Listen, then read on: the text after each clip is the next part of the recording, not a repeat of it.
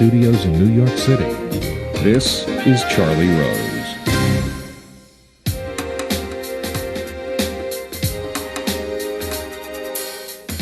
Welcome to the broadcast. Tonight, an hour about a movie everybody's talking about. It's called Good Will Hunting.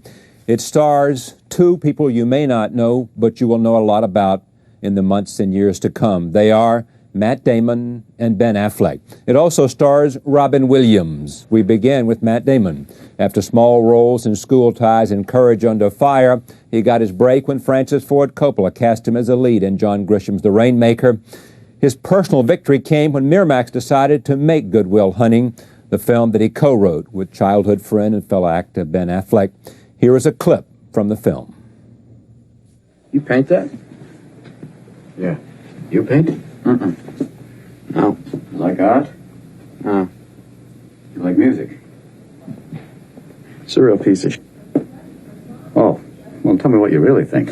Just the linear and impressionistic mix makes a very muddled composition. Well, it's art, one A. It wasn't very good. That's not really what concerns me, though. What concerns you? It's the coloring. You know what the real of it is? It's paint by number. Is it color by number? Because the colors are fascinating to me. Are they really? What about that? I think you're about one step away from cutting your ear off. Really? Think I should move to the south of France, change my name to Vincent? You ever heard the saying, any port in a storm? Yeah. Yeah, maybe that means you. In what way? Maybe you're in the middle of a storm, a big storm. Yeah. The sky's falling on your head, the waves are crashing over your little boat, the oars are about to snap. You're just pissing your pants, you're crying for the harbor, so maybe you do what you gotta do to get out.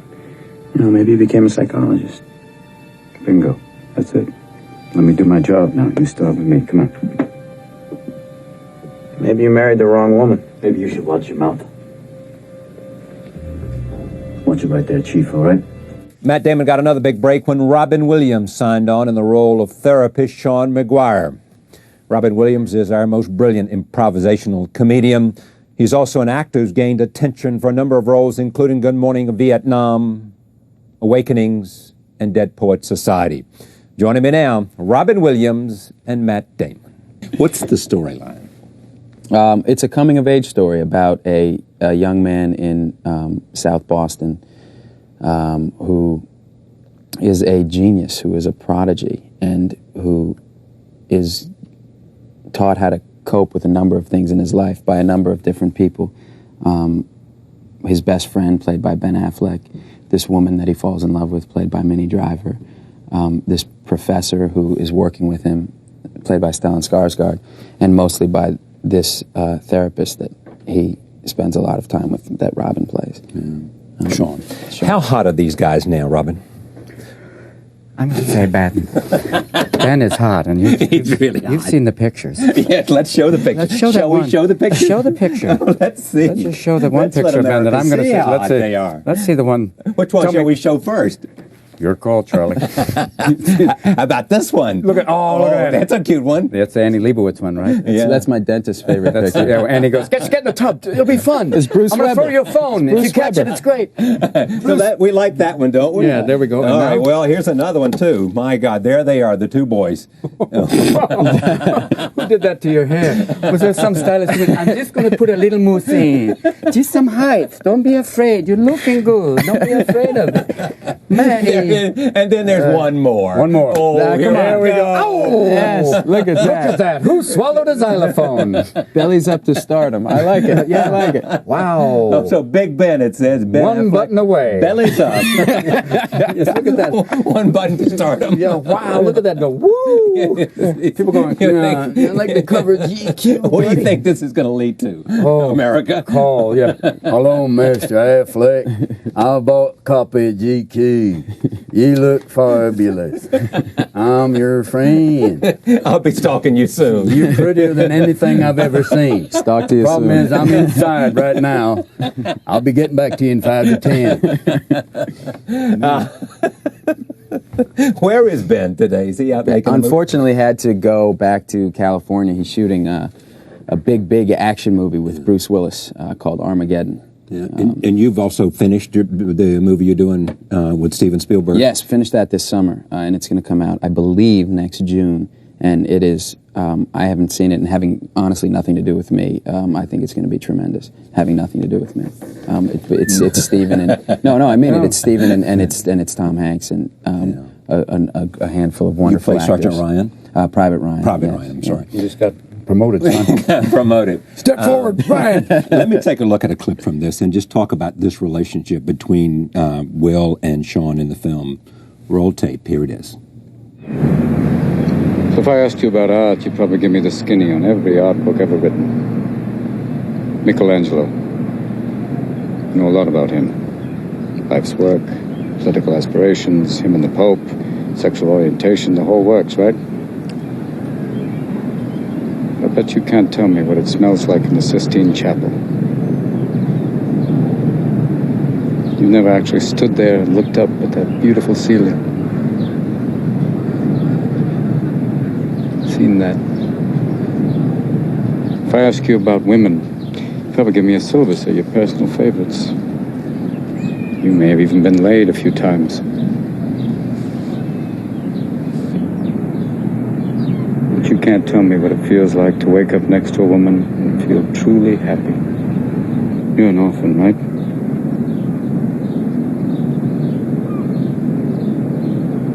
Do you think I'd know the first thing about how hard your life has been? How you feel? Who you are?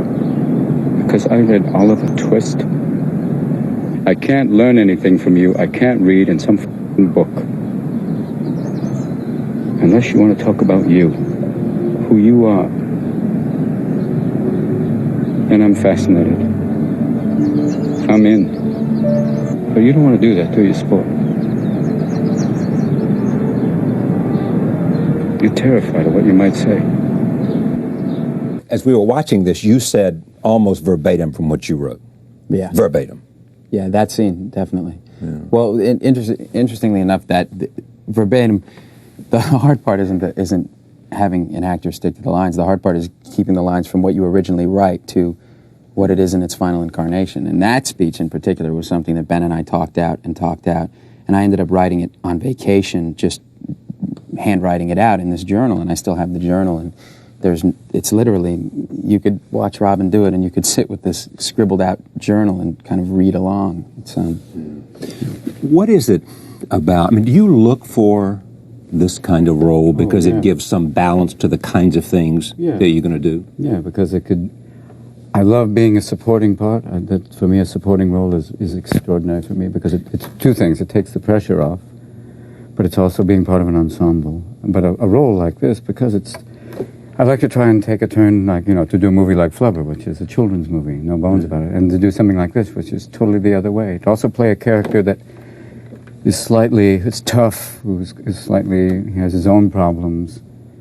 It's a wonderfully complex character, and I love to do that. Yeah, it balances it out. That's why I always keep trying to do as many different types of things as possible, not one particular type of role. How is it different, better even, than Awakening and Dead Poets Society for you? Just by the nature of the interaction with Matt's character. It has elements of Awakenings in the sense of essentially a physician trying to, connect with a patient. It has elements of Dead Poets in the essence of there is a teaching relationship going on. But then there's something else that goes on because it's symbiotic. There was a little bit of that in Awakenings, but there's an interaction between our characters where as much as I'm working on him, he's reaching me because of my character. In that speech, he lost his wife. She died from cancer, and he's been pulling back from life. And he's very guarded, and he's in his own way very cocooned.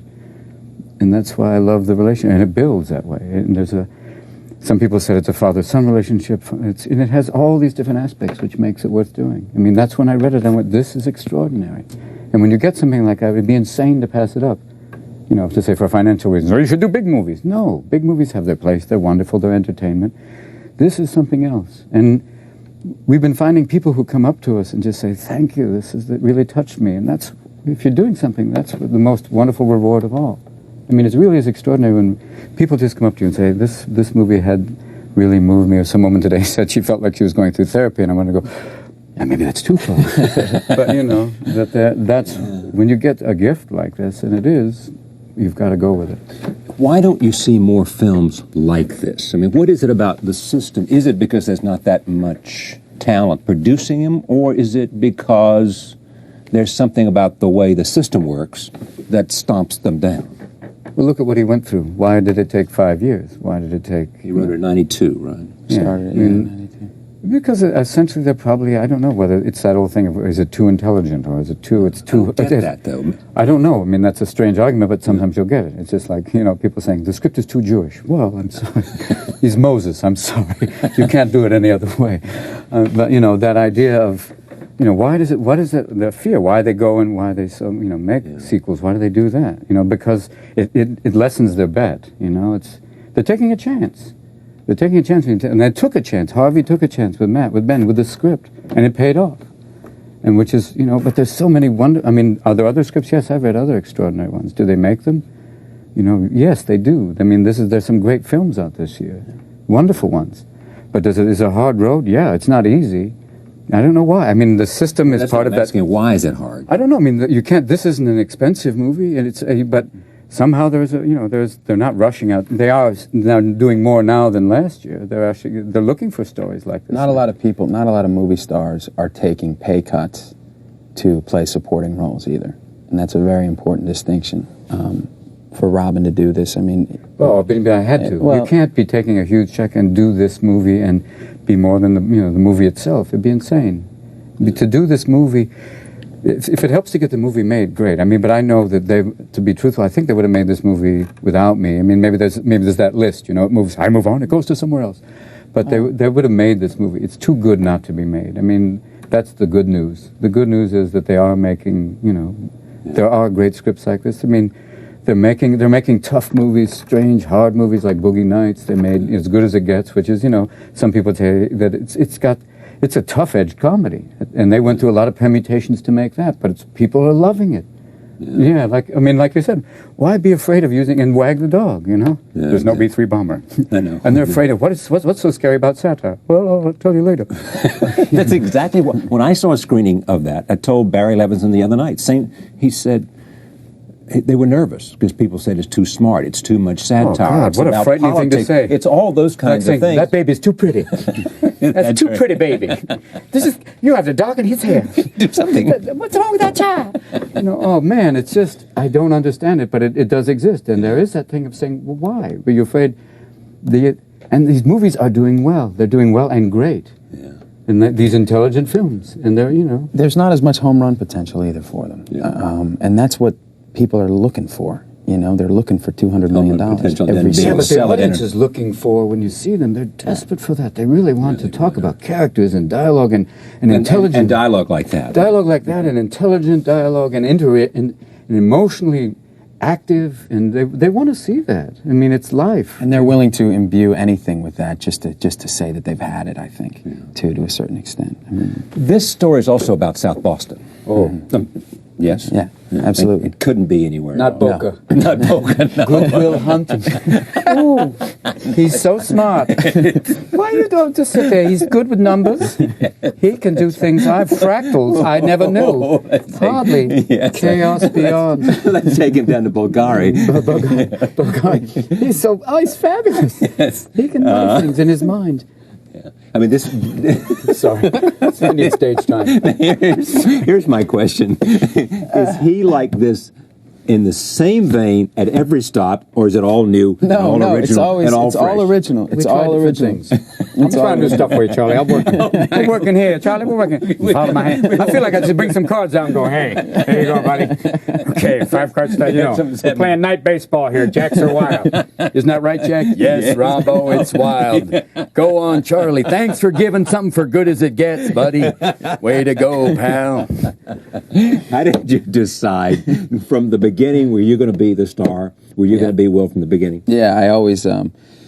The one thing to come out of this one-act play that I started were these 3 characters of Sean and Will and Chucky, and so I called Ben and I said, "Well, I'm writing this thing, and we should really do it. You know, I don't really." And he said, "What is it?" I said, "I don't really know, but I got these characters. It's going to be, you know, it's this one guy from Southie. He's going to be this genius." And Ben goes, "Oh yeah, really? Well, who do I play?" And I said, "Well, you're going to be like Mercutio, except you don't die."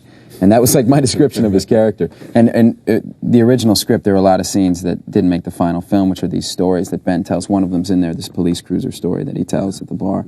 And he was very much kind of going to be this character who tells these stories. And so that kind of was determined, I don't know, 5 years ago. It's weird to see it. It's weird for us to see it now and see it kind of up there, because now it's like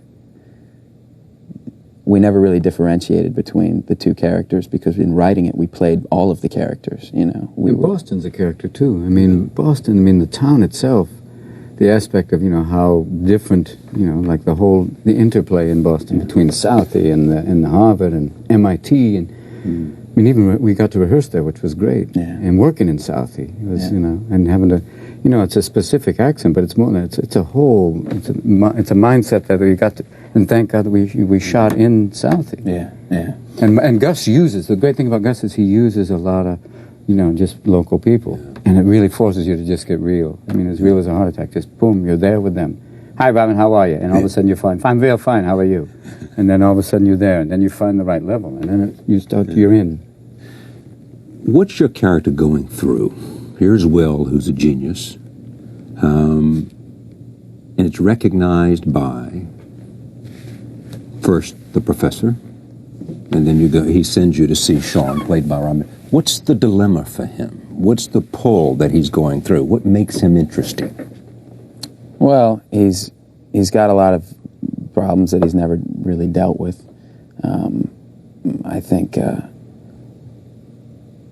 I think what he's grappling with is that feeling of finally finding a home for himself, or something that's a substitute for a home, and not wanting to leave it, and knowing that to a certain extent, that's South Boston, he knows. Absolutely, yeah. Which is what South Boston and the greater Boston area are to a number of people.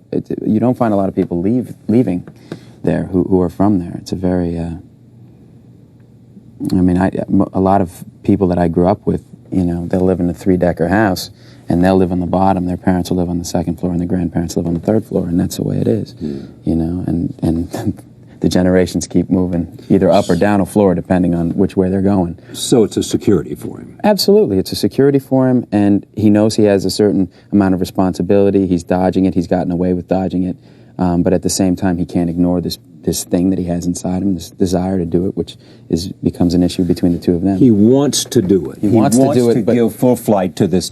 He wants to give full flight to this thing that is has. inside of him, but he cannot do it without sacrificing something that he can't cope with sacrificing, which is this neighborhood and these friends of his.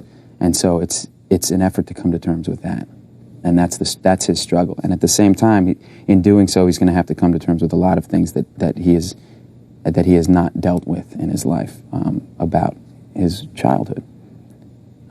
And he's never had anybody who could get through this series of defenses that he can set up, because he's so quick and so bright and has a way of turning any attention or any focus onto somebody else and kind of brutalizing them with his intellect. And Sean represents his first character, who Will can't really get to on any level. The very first scene with them is an attempt on Will to get after him at any level he can. He asks him a series of questions that are just, he's probing and probing, and he's just trying to hit one out of the park, and he just can't do it, because this guy's got him covered on every single level, from intellectually to physically to everything. And it's starting to get to Will a little bit, until finally he lands on this painting. And he finds, you know, a nerve. Take me to two places. One is what's going on with your character, because when this guy walks in the room, and then what happens in the relationship? What is it that Sean finally gives Will that makes a difference? Before the first time he walks in, it's like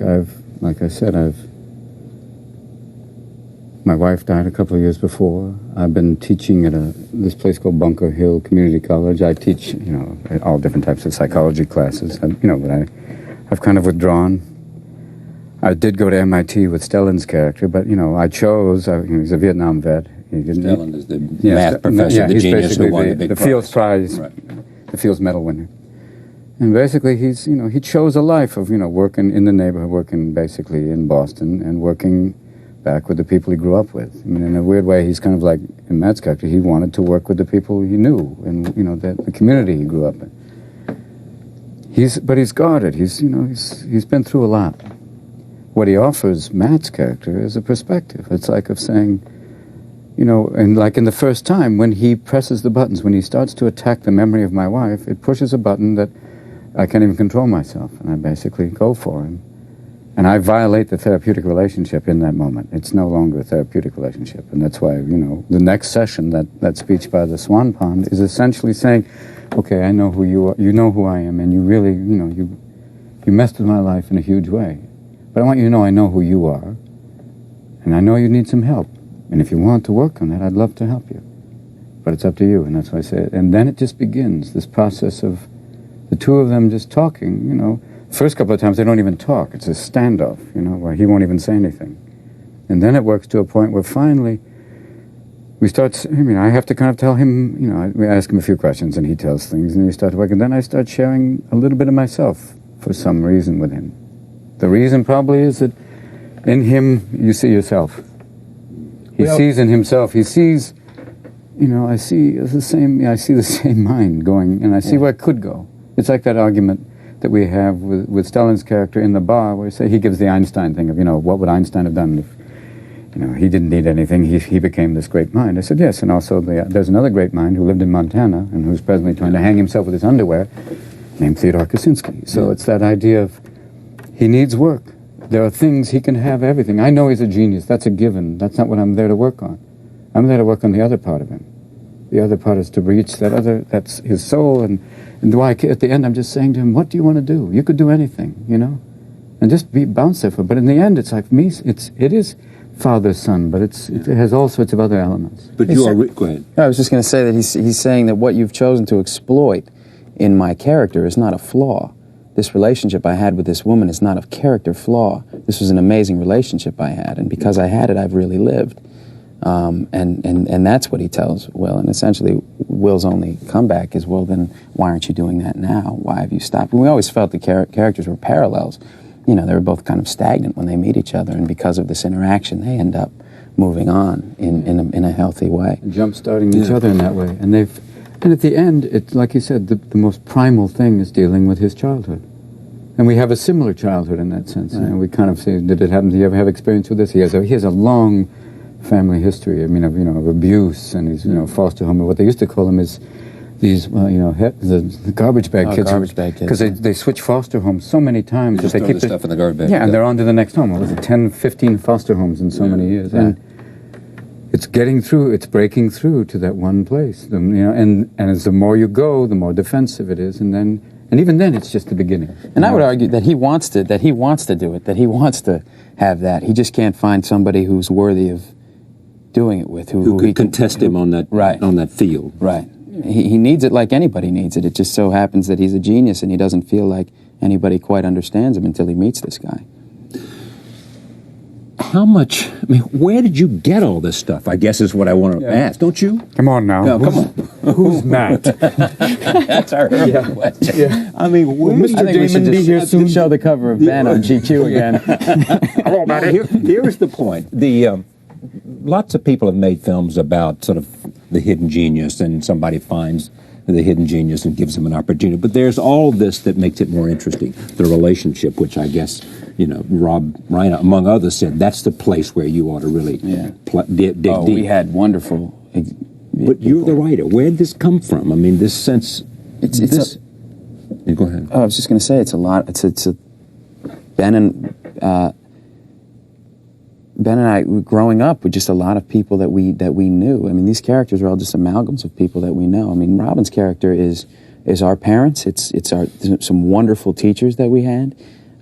It's things that Robin says in that speech are all things that have been said to us, and we're just pretty much regurgitating it. It's not necessarily that we listened and owned it. It's just kind of that we recorded it and spit it back out. Your parents are divorced. Your dad's a financial advisor in Boston, and your mom is a child development specialist at a university or a college somewhere. Yeah. She could see parts of what she said to you in this script. Oh, probably. Sure, yeah. So could my old man. So could Ben's old man, I'm sure, and his mom. We are extraordinarily fortunate guys who have amazing families, supportive, wonderful families, who gave us every single, afforded us every kind of love and I mean, possible bit of advice that you could ever ask for. I'm pretty much the luckiest guy around because of that. Not having nothing to do with money or anything like that. I mean, it's because of the way it's my mom's idea of child rearing. You know, my dad's it's just the way they were with us all the time. Totally supportive of what we did. On your admission application to Harvard, your first line was, For as long as I can remember, I've wanted to be an actor. I've wanted to be an actor. Yeah. Yeah. I knew it. I knew it. Why are you smiling? And they go, well, that's wonderful. We don't have an acting school. That's right. I'm sorry, but this is the School of Medicine. Thank you, Mr. Damon. Mr. Damon, we can... God, well, isn't that a bully? Wonderful. You I'll could then come go act down like to a doctor. Juilliard with Robin. Yeah. You know, Mr. Husband, Mr. Damon, don't be afraid. Come along. John Houseman. Oh, God, he was amazing. He taught you at Juilliard, did he? He was the headmaster. He Is that didn't really right? When teach. Houseman was there when you... Oh, yeah, he was. The theatre needs you. The theatre, you will be soldiers in the army of the theatre. I'm going off to sell Volvos. I will enunciate for no reason. And I'll sell these cars. Be afraid. That's a wonderful thing to say. That's a great thing to say. But for as long as I can remember, I've always wanted to be an I've always actor. wanted to be... Why? We had a great acting teacher in high school named Jerry Specca, who was an extraordinary man and extraordinary teacher. And I think the way, you know, my mom's written a bunch of books about kind of the deregulation of television during the Reagan years. And I won't bore you with all this stuff, but these Work for me. these goes on. cartoons for these kids have become these commercials. I was president, you know. Oh, yeah. Well, people say. Go on. It's all right. You're going to a serious piece. No, go. No, man. No, we'll come back. Go ahead. well- She wrote a piece on deregulation of television. Right, and just these cartoons for kids becoming these commercials, and how these kids are kind of being told how to play with their toys. And her feeling was to have this kind of very open-ended creative play, because she feels that these new cartoons are kind of hampering children's creativity. So we had this very kind of, you know, we'd get like a couple of blocks and she'd say, go make up a game. You know, it wasn't like the action figure thing. So we had a very, you know, I was always dressing up as a superhero, always flying around the house and, you know, breaking my leg and stuff like that. And my brother was always kind of building things, and he turned out to be a sculptor and I turned out to be an actor. So I think that our paths were really determined from a very, very early age, from about 2. It's amazing to me to know what you want. When did you know that you wanted at least to entertain, if not to be whatever you are? It was that time when I saw my mother. When did I know? I think it was after high school. Really? Yeah, first year of college. I knew that, you know, there was kind of slight tendencies that way. You did have tendencies. Yeah. What are you doing? Just performing. What is that about? Nothing. What are you doing? Better late than never. No, it was. I think it occurred in college where I took this improvisational theater class, and something was so freeing about that I flunked out all of my political science courses. But did well in improvisational theater. Oh, amazing! Yeah, we did it. Oh, very well, very well. And it To seems the to have manner done. born. Yeah, Yes. yes, sir. Lord, yes. 'Tis that thing that I do well now. It is spoken thus. I have brought my mind hither, and my mind will flow thusly upon the questions thou hast riddled me. And know, my friend, that in the end, you must suppose that Charlie Rose knows. Yes, he does. Yeah. So that was, you know, that was the beginning where it really started to kick out, and it's been like pretty much from then on doing this.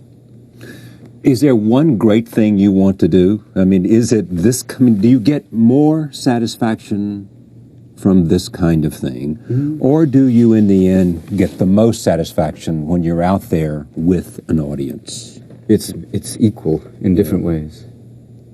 I mean, it's like comparing hang gliding and, you know, spelunking. I mean, this one is a kind of the idea of how intimate this piece is, and when it works and it reaches people on that intimate level, it's just as meaningful to me as performing live. It's different, and, you know, but it gives me the same satisfaction. But performing live is just extraordinary. It's cheaper than Prozac, and it's this great release and this amazing kind of fulfillment of. the one caveat is it's performing live and when you're really creating. I mean, when you asked him, is this old stuff or new? Yeah. Yeah, that's an old line, my friend. I've heard that one. But when you really find a new piece, then there's something wonderful. The creation, the idea of when you create, that's extraordinary. That I really. But do you sit down and write this stuff at all? No, I basically it's A free association. yes. Free association. That sounds like a law firm. Free association. Young and Freud. All right, we're free associates. Raise your right hand or your left, whatever you want to do. It's like, what do you do? Whatever your free mother- associates. yeah. whatever your mother tells Whatever your mother tells you to. If it's not one thing, it's your mother. Stay with me, and here we go. It's like putting that. Say it right here and walk away. Your mother will know you better. All right, roll tape. This is another scene from this film that everybody is praising. Good Will Hunting. Here it is. So, when are you done with those meetings? I think the week after I'm 21. Yeah, they're gonna hook you up with a job or what? Yeah. Sit in a room and do long division for the next 50 years. Yeah. Probably make some nice bank, though. I'm gonna be a f***ing lab rat. Better than this way out of here.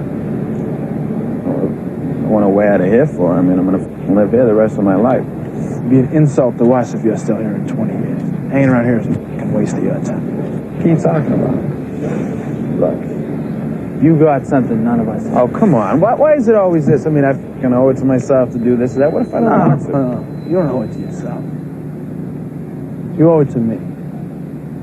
Because tomorrow I'm going to wake up and I'll be 50. And I'll still be doing this shit. And you're sitting on a winning lottery ticket. You're too much of a p***y to cash it in. I'd do f***ing anything to have what you got.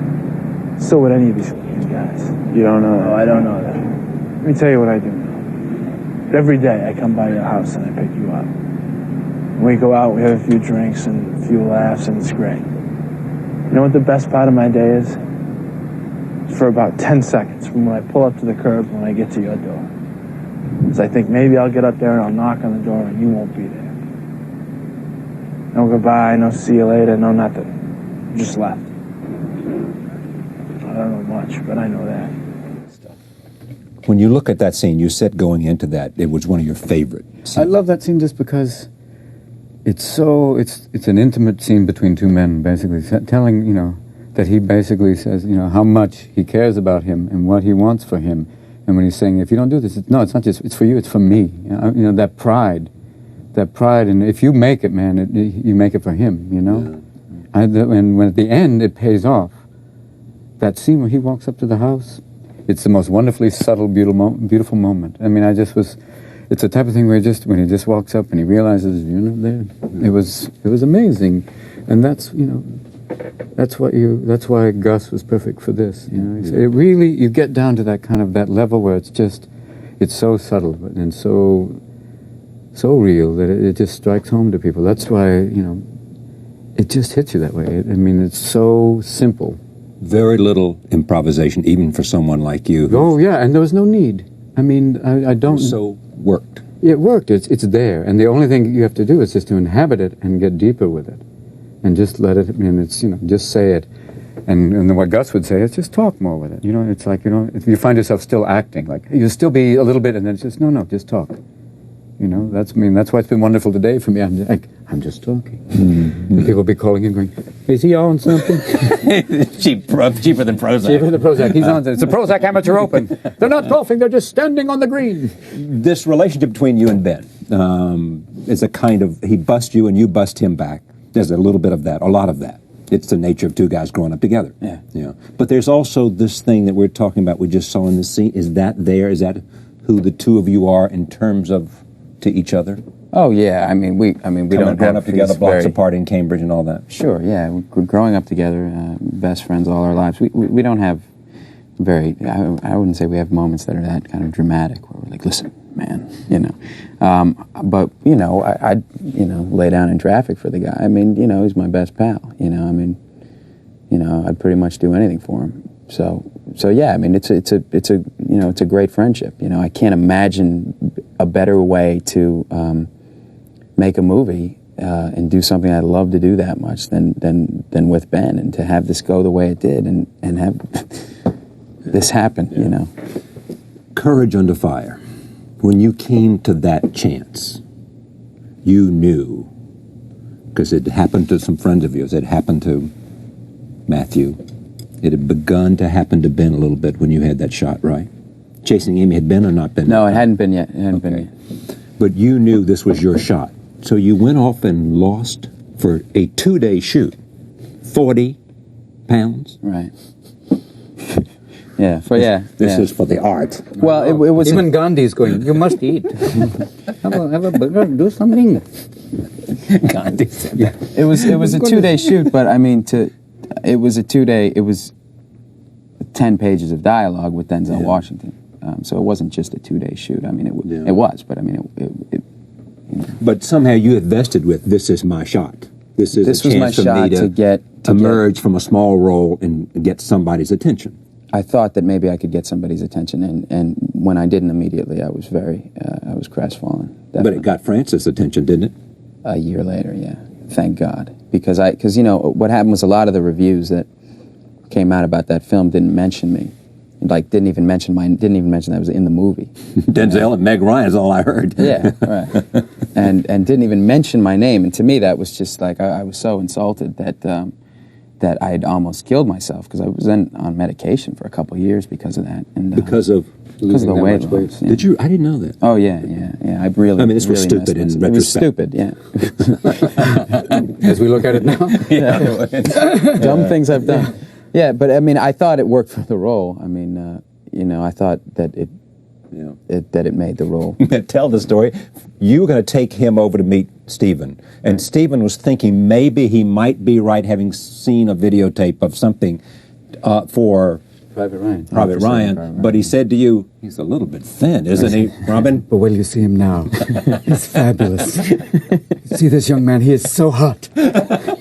So we went and visited him. He was shooting in Boston doing Amistad on the Boston Commons in the state courthouse, In the right? State House. What does he say to you? I'm going to take you over to see my pal Stephen. No, here's what he says. We're driving. We're in a van, and it's In a one of our van? first. We're in. It's one of our first days of rehearsal. We just went out and cruised. Let's go see Stevie. No, and he goes and he says, "You guys want to go meet Steve?" Now Spielberg was in town for one day. You know, we knew immediately who he was talking about. Well, You know, there was because no obviously- question who he was talking The about. only reason we knew he was in town was because that one guy, hi Robin, hi Robin, hi Robin, and the one guy said, hello, Mr. Spielberg. I went, thank you, because I had the beard. Yeah. Hi, hi. You know who's in town? He's over there. Steven's over there. I didn't have me, how are you? Hey, he's over there. Good luck. And then we went over with it. That was wild. Yeah. So what happened? Well, they parted like the Red Sea when Robin walked in. And, Oh, I see. Power. And Stephen. Juice. No, and there was Thank you, Stephen. my friends. And the two of them. God you know, too is here. Yeah. Well, they did Mark. Hook together, so they had a bunch of catching up to do, and they're friends, so they were talking. And Robin said, "This is Ben and Matt," and Stephen, you know. Noticed that you were 40 pounds heavier. Yeah. I said, "Wait a minute, were you in Courage Under Fire?" And I said, "Yeah." And he said, "Oh, that was a wonderful performance. You were thin." And I said, "Yeah, well, I lost 40 pounds." He said, "Oh, okay. Well, very nice to meet you." He was very polite and very, enjoy the set. And we watched Anthony Hopkins do this scene where he's walking down those stairs. Yeah. It's in the movie, and that was it. And a week later, I got a phone call, and it was like, I got it. Hi, Matt. This is Steve. No. I mean, Matt, Steve. Steve, you're going to be so hot. Hello. I want to ask you a question. Would you like to be in my movie? Yeah. Friend, Hey. good. No, he doesn't have to. I've told he doesn't have to ask if I want to be in his movie. He can just send a call sheet. And I will show up. Why is that? Oh, because I mean, because he's an extraordinary director. He's a genius he's a child prodigy who is now an adult. So he's just better. He's just a prodigy who has a lot of experience now. He did things on that movie that I will never do if I spend the rest of my life directing, because he's gifted, and he works really hard too. But he's gifted. He's amazing. what does your mother think of all this? My mom. The child development specialist. Well, she's appropriately worried, I think, as I would be if this were happening to anybody in my family, because it's unhealthy. I think, the amount of attention and stuff like that if it's not handled properly. You have to have a disclaimer now. Fame is unhealthy. The Surgeon General says fame can be hazardous. It's a serious issue, I guess. I mean, I would know, but how do you counsel? I don't have to counsel him. He's so Savvy. much, very savvy, and obviously, like, he told you, he's the background he comes from. He's got great friends, great family. He's so grounded now. I mean, he was talking about the idea of, if it did hit me about, how old are you now? 27. No, really, how old are you? Give me some idea. That's it. But, how you're handling it amazing. I mean, it hit me about the same time. And Thanks, Robin. Mort was at what time? How were you in Mort? I think maybe 27, maybe 28. I mean, and then it hit me. Who knows now? Obviously, the fact I can't remember. Charlie, you're Chuck Rose, right? Nice to be on the Chuck Rose show. You're Pete Rose. What's your name? I'm inside. No, baby, please. Hi. But, he's handling it amazing just because he's got this, a great support network. Plus, it's him. He's able to kind of deal with it with his mind and his intelligence, and knows that it's interesting. But the great thing is, and I'm going to blow smoke now, so prepare. That he's, that he has this attitude of work, of keep working on the process. That great quote you talked about. You just want to be like Duvall, doing great characters and create. That's a great quote. I read that somewhere. You saw The Apostle. Have you seen The Apostle? No, I want to see it. I've seen it too. Everybody tells me it is. Have you seen It should be required viewing for any young actor, any actor. Because it's like, I just want to do, me too in that sense. I want to just keep doing. You want to just keep exploring and pushing the envelope and not saying, oh, look at me, but to say, I want to keep trying different things. And he's already doing that. Yeah. Not just losing 40 pounds, just doing all these extraordinarily different characters, going from this to the other movies you're doing. I mean, if you have that sensibility, they can't stop you, I mean, they'll try. They'll go after you. I'm not going to say it ain't, they're not there. They'll tempt you. You tempt you. Honey, Well, that's yeah, there'll be an action figure, a Damon doll. That's when I went, oh, please, no more toys with my head on. When I saw disfigured Mork out. No more. Oh, no. In a dumpster like this. Oh, please, Mr. Wizard. It's scary, but he and Ben both, they have, it's hit, and they're on the cover of magazines, they're doing all this stuff. Shall we show the cover? You got other covers. Here's another one. And the Boogie Nights pop-up book. But it's like, he's got it. I mean, he's got the way to handle it. Plus, the idea of just, it's a work in progress. That's the deal. I mean, it's like life is a work in progress. Well, it's like what Fellini said when he won the Academy Award. Thank you very much, but I'm still learning. And it was like, it's that idea. I think that was Kurosawa, actually. But are you still learning? I mean, do you still go out there and learn new? Big time. To work with people like, when you have a chance to be in a movie like this, to work with Gus, to work with different directors, different actors, it's always that process. His work ethic is awe-inspiring. I mean, it's really awesome. I've seen a lot. I've been really lucky. I've worked with Duvall, and I've worked with Denzel and Robin and a bunch of these guys, and the ones that I've worked with have been these amazing actors who love to do it. And who get off on doing it. And there's a huge difference between people who get off on the fame or the celebrity or who get off on the process. And to be kind of an apprentice to a person like that is what can make me someday. But I still apprentice with people like I got to work recently with Max von Sydow, and I apprenticed watching him, watching how subtle and how extraordinary he is. You just sit back and you learn. And you have to. You have no choice, You have to just sit back and watch and go, that's how you do it. I mean, you watch someone who's almost subcutaneous in how he acts. It's just, and then you see it later and you go, oh, I must learn more. There's a long way to go. Yeah, it is. But it's not daunting. It's just like, oh, well, okay, it's a continuing thing. And you see, I got to work with Armin Mueller-Stahl, who is, he is so...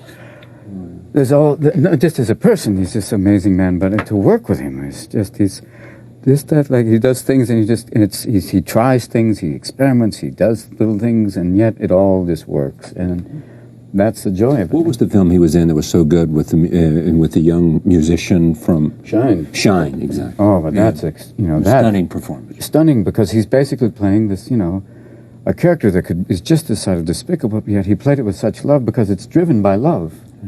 That he loves his son so much that he wants him to be the best, and in the process he drives him away, and he won't let him have himself. It's kind of the opposite of what we're trying to do with Matt's character in this. He forces him. He won't let him go and be at school, so the boy eventually breaks away. And God knows all the other, all that may, coming from that. But What's in this movie, and we pretty much have told it, and reviewers pointed in the direction, there's an inevitability about where it's going. Where is he going to be? Where is he going to end up? Where do we find him, sort of, as you leave him in this movie, the character? Well, I think our argument is that he's on the road, and he's on the road to becoming, to he's actually literally whatever. It's the idea that he's moving toward, that the choice that he makes in the end is essentially the only choice that can work at that moment for him, and it's the right choice for him to truly become somebody who will contribute. I think that this character will go on to do great things, but to do that, he makes the only choice that will lead him down that road. I think taking one of those jobs that he gets offered would have been a mistake, and that I think what he learns from Sean is a view on life and what life is. It's kind of our view, I guess, of what life is, and it's about, without getting too touchy-feely, it's about making these decisions. It's about what? Making these decisions. It's about following your heart. I mean, I don't want it to sound that trite, but I think he gets both. I think you'll have that. Plus, I think in the end you'll probably. But that's Sean's point to Lambo. I think is that listen, if you being the professor, Stellan Skarsgård, right? If you ride him into this, then he's going to back away. If you step back and let him make his decision, it's like my mother always tells this story that she wanted me to throw away my pacifier when I was 3 years old, and she stood back and let me stand and let me throw this pacifier into the garbage truck. And it was like, had she made me do it, I would have been screaming my entire life. But because she let me stand back and make the decision, and that's what Sean's advocating. He's saying this boy will do things, but he's got to come to that on his own, or else the wall will go up and he'll run away again. Yeah. Sports is not your thing, is it? Oh, no. Thank you for picking the one thing I'm damaged in that way. Thank you, Charlie. I know nothing. The only ones I know about are basically bicycling. I mean, Miguel and Duran, because I love to bike. So they had to tell you who Carlton Fisk was? Yes, they had to basically. This is sad. And who is he? Carlton who? They gave me a videotape. All right, we'll work. You'll never go back to South Boston again. So you don't know. Why, how damaged are you, my friend? You didn't know about Pudge. So you didn't know. Get out of here. Do you know who the Yankees are? Well, he did the scene well not to know, didn't he? Hey, no, I mean, he went back and watched the entire World Series. I watched all of 75. I watched the 75 World Art? Yeah, but it was also a great World Series. Yeah, it was of course wonderful. it was. You don't care. I'm not like I can't enjoy sports once I know. I'm not like every day. Come on! Because when in high school and all, I was basically a cross country runner, and I was always doing the lonely sport. I know. Lonely sports Big time. That was it. Yeah. But I mean, yes, they helped me with that. They had to tutor me. This is sad. The one thing I don't. And who won yesterday? The Green Bay Sackers. They're good, aren't they? Yeah. And the San Franciscans. Well, you should know that at least. Yeah, I know that. Yeah, that actually do. Yeah. Niners! Okay, I know that. Yes, I've actually heard that outside my door. Joe! Robin! You know Joe? No, thank you. Come on now. No, I actually know the 49ers. I do know that. Yes. 49ers. All right, roll tape. I think we have one more clip. Here it is. Backers of Robin and Mike Ditka doing live feed. She was the one for you. October 21st, 1975. Jesus Christ, you know the day? Oh, yeah. Because it was Game 6 of the World Series. Biggest game in Red Sox history? Yeah, sure. You got tickets? Day of the game, we're sitting in a bar waiting for the game to start, and in walks this girl. It was an amazing game, though. It went to 12. Bottom of the 12th, in stepped Carlton Fisk. Old Pudge. Steps up to the plate, he's got that weird stand. Yeah. And then he clocks it, High fly ball down the left field line. 35,000 people on their feet, yelling at the ball, but that's nothing because Fisk, he's waving at the ball like a madman. He's going, get up! You believe you had tickets in that game? Yeah. Did you rush the field? No, I didn't rush the field. I wasn't there. What? No, I was in a bar having a drink with my future wife. You missed Pudge Fisk's home run? Oh, yeah. To have a and drink with some lady you never met? Yeah, but you should have seen her. She was a stunner. These friends of yours, they let you get away with that? They had to. What did you say to them? I just slid my ticket across the table and I said, sorry, guys, I gotta see about a girl. I gotta go see about a girl? Yeah. That's what you said? I had. And they let you get away with that? Oh, yeah, they saw in my eyes that I meant it. You're kidding me. No, I'm not kidding you, Will. That's why I'm not talking right now about some girl I saw at a bar 20 years ago and how I always regretted not going over and talking to her. Man, I love it. Yeah, it's a good one. Yeah. It's all about, the sharing. The stuff that he gets me to talk about with him is that, he's basically going back and remembering all the good stuff, and in the process, coming back from it, kind of recovering from that whole... Women do a lot more of this than men do, don't they?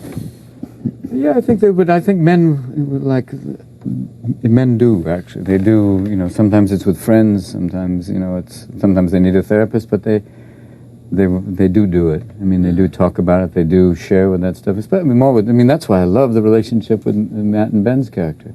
That idea of, caring about another, and saying, listen, man, I want the best for you. I want you to do this. And they said, for me? Yeah, for you, but for me, make it.